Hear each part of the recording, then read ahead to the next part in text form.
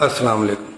पाकिस्तान में घरेलू मुलाजमीन जैसे ड्राइवर, मासी, चौकीदार या घर में काम करने वाले, ये कल्चर तो आम ही है।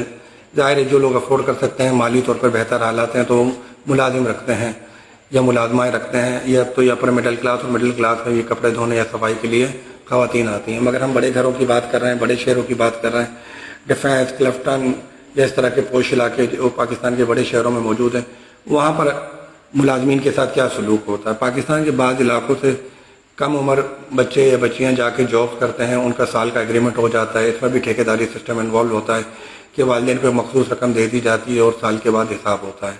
कई जगहों पे हालात बेहतर होते हैं, कई जगहों पर नहीं होते। आए दिन सुनने को मिलता है कि फ़लाँ मालिकान ने मुलाजिम के साथ बुरा रवैया किया, उसका इस्तेहसाल किया, कहीं जिनसी ज़्यादती हुई, कहीं तशद्दुद हुआ, कहीं कत्ल तक हो गया।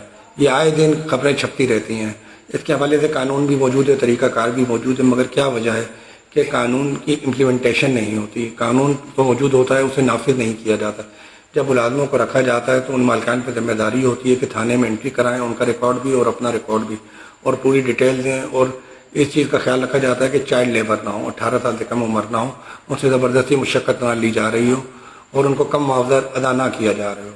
मगर ये सब किताबी और ज़बानी बातें होती हैं, हकीकी मायनों में कहीं भी इस पर कोई भी अमल नहीं हो। कोई हादसा या कोई मसला हो जाए